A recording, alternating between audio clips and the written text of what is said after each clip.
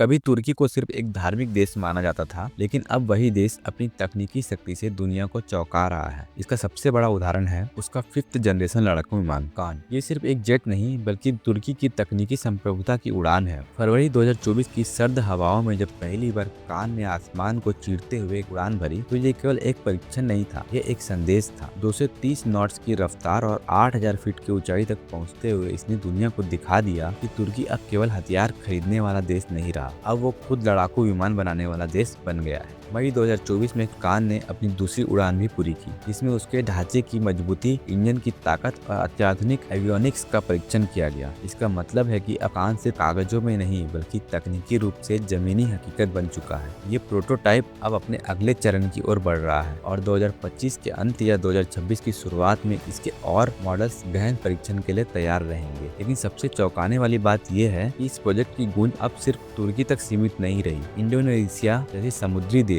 जो दक्षिण पूर्व एशिया में अपनी रक्षा नीति को मजबूत देने में जुटा है, अब इस प्रोजेक्ट का हिस्सा बनना चाहता है। 10 अप्रैल 2025 को इंडोनेशिया के राष्ट्रपति तुर्की के आधिकारिक यात्रा पर अंकारा पहुंचे थे और साफ साफ रह रहा कि उनका देश कान प्रोग्राम में न केवल शामिल होना चाहता है बल्कि सबमरीन डेवलपमेंट में भी तुर्की के साथ साझेदारी करना चाहता है। उन्होंने प्रेस कॉन्फ्रेंस में तुर्की के राष्ट्रपति एर्दोगान के साथ खड़े होकर ये भी कहा कि अब समय आ गया है जब इंडोनेशिया जैसे देश अपनी डिफेंस खरीद को पश्चिम ताकतों पर निर्भर नहीं रहने देंगे। इंडोनेशिया की यह रुचि कोई इत्तेफाक नहीं। तुर्की ने कुछ वर्षों में अपनी नौसेना और एरोस्पेस सेक्टर में जो जबरदस्त प्रगति की है, उसने कई देशों को आकर्षित किया है, चाहे वो डिफेंस ड्रोन हो, मिसाइल टेक्नोलॉजी हो या अब कान जैसे फाइटर जेट। तुर्की का हर प्रोजेक्ट उसके आत्मनिर्भर और प्रभावशाली राष्ट्र बनने के इरादे की गवाह देता है। जब 2019 में तुर्की ने रूस से S-400 एयर डिफेंस सिस्टम खरीदा, तो अमेरिका ने उसे F-35 प्रोग्राम से बाहर कर दिया था। यही वो टर्निंग पॉइंट था जब तुर्की ने ठान लिया था कि अब वो खुद अपनी टेक्नोलॉजी बनाएगा, किसी और का मोहताज नहीं रहेगा। उसी फैसले का परिणाम है कान, एक ऐसा लड़ाकू विमान अपना सिर्फ उड़ रहा है बल्कि उड़ानों की दुनिया में तुर्की के ताकत का प्रतीक बन जा रहा है। इस विमान में 2 इंजन हैं जो मिलाकर 38,000 पाउंड का थ्रस्ट पैदा करते हैं। इसकी स्पीड 1.1 मैक तक जा सकती है, जो F-35 की 1.6 मैक से ज्यादा है। लेकिन सिर्फ स्पीड ही इसकी पहचान नहीं, इसका स्टील्थ डिजाइन जिसमें इस्तेमाल हुए रडार, अत्याधुनिक एवियोनिक्स इसे एक असली 5th जनरेशन फाइटर जेट बनाते हैं और इसे BAE सिस्टम्स के तकनीकी समर्थन से भी तैयार किया गया है। यानी इसमें वेस्टर्न टेक्नोलॉजी का अनुभव और तुर्की की महत्वाकांक्षाओं को दोनों का मेल है। अब जब इंडोनेशिया इसके साथ जुड़ चुका है और सऊदी अरब भी अपनी रुचि जाहिर कर चुका है, तो ये साफ हो जाता है कि कान अब सिर्फ तुर्की का प्रोजेक्ट नहीं रहा, ये एक ग्लोबल मूवमेंट बनता जा रहा है। आने वाले समय में जब ये विमान पूरी तरह से प्रोडक्शन में जाएगा, तो कई देश इसे अपनाना चाहेंगे और शायद अब तुर्की को उस दिन की याद आएगी जब उसे F-35 से बाहर कर दिया गया था, क्योंकि तब वो कमजोर था, लेकिन अब वो आत्मनिर्भर है और कान इसकी सबसे तेज, सबसे ऊंची और सबसे साफ उड़ान है।